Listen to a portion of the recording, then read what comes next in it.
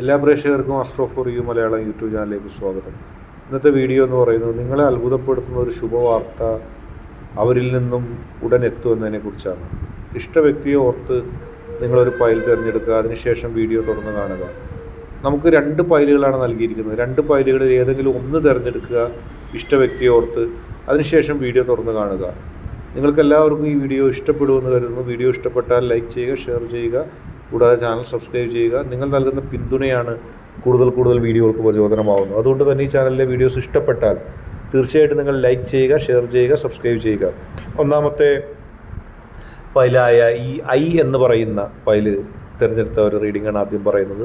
നിങ്ങളുടെ ഒരു വ്യക്തിയിൽ നിന്നും ഒരു ശുഭവാർത്ത വരുന്നു. തീർച്ചയായിട്ടും അത് നിങ്ങളുടെ ഒരു പഴയ സുഹൃത്തിൽ നിന്നാകാം. ഇതുവരെ നിങ്ങളിൽ പെട്ടെന്ന് നിങ്ങൾ ഓർക്കാത്ത ഒരാൾ, കുറച്ച് നാൾ മുമ്പ് നിങ്ങളിലോട് സൗഹൃദം ഉണ്ടായിരുന്ന, ഇഷ്ടമുണ്ടായിരുന്ന ഒരാൾ, പക്ഷെ ആ വ്യക്തിയെ പിരിഞ്ഞതിൽ നിങ്ങൾക്കും വിഷമമുണ്ടായി. നിങ്ങളുടെ മനസ്സിനുള്ളിൽ ആ വ്യക്തിയെ പിരിയേണ്ടി വന്നതിൽ വല്ലാത്തൊരു ദുഃഖം നിറഞ്ഞു നിന്നിരുന്നു. അങ്ങനെ ഒരു വ്യക്തിയിൽ നിന്നും ഒരുപക്ഷെ ആ വ്യക്തി നിങ്ങൾ ആഗ്രഹിച്ചിരുന്നിരിക്കാം. പിന്നീട് ആ വ്യക്തി നിങ്ങളിൽ നിന്ന് അകന്നു പോയൊരു സാഹചര്യം ഉണ്ടായി. അതുകൊണ്ടാണ് പഴയ സുഹൃത്ത് അല്ലെങ്കിൽ പഴയതായിട്ട് നിങ്ങൾ സ്നേഹിച്ച ഒരാളെന്ന് പറയുന്നത്. നിലവിൽ ആ വ്യക്തിയുമായിട്ടുള്ള ബന്ധം തുടരാൻ നിങ്ങൾ ആഗ്രഹിച്ചിരുന്നു. പക്ഷേ സാഹചര്യങ്ങളോ ആ വ്യക്തിയോ അല്ലെങ്കിൽ മറ്റാരെങ്കിലോ ഒക്കെ പ്രവർത്തിച്ചത് മൂലം ആ വ്യക്തിയുമായിട്ടുള്ള ബന്ധം നിങ്ങൾക്ക് തടയേണ്ടി വന്നു, അല്ലെങ്കിൽ ആ വ്യക്തിയുമായിട്ടുള്ള ബന്ധം തകർന്നൊരവസ്ഥയുണ്ടായിരുന്നു. ഇപ്പോൾ നിങ്ങൾ ഒരുപാട് ആഗ്രഹിച്ചു ആ വ്യക്തിയുമായിട്ട് ആ ബന്ധം ഒന്ന് തുടരാൻ കഴിഞ്ഞിരുന്നെങ്കിലെന്ന്.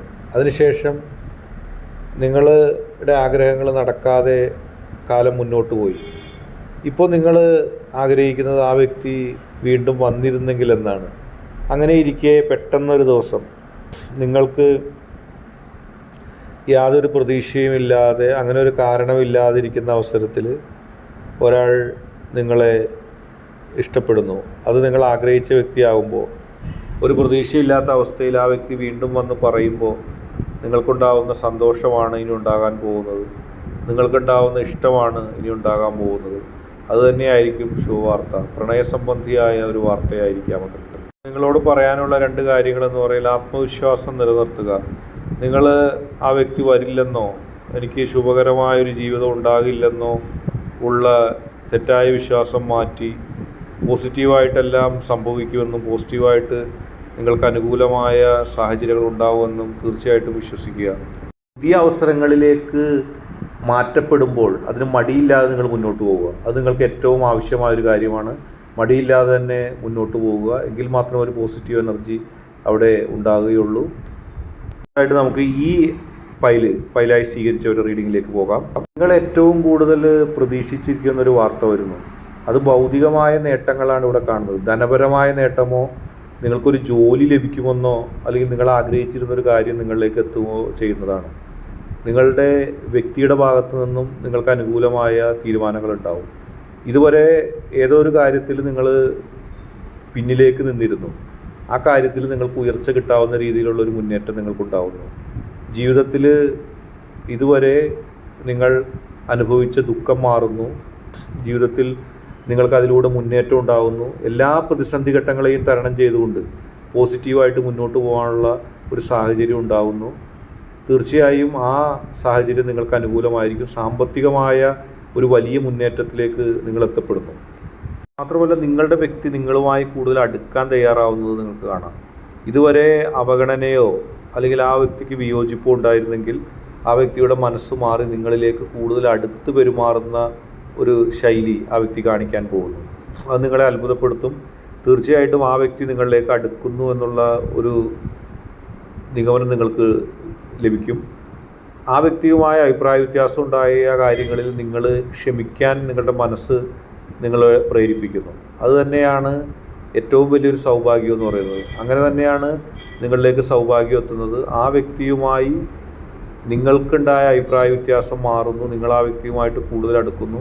അപ്രകാരം നിങ്ങളും ആ വ്യക്തിയും തമ്മിലുള്ള ബന്ധത്തിൽ വലിയ തരത്തിലുള്ളൊരു പുരോഗതി ഉണ്ടാകുന്നു. അത് നിങ്ങളെ സംബന്ധിച്ച് ഏറ്റവും വലിയൊരു കാര്യമായിട്ട് നിങ്ങൾക്ക് കണക്കാക്കാം.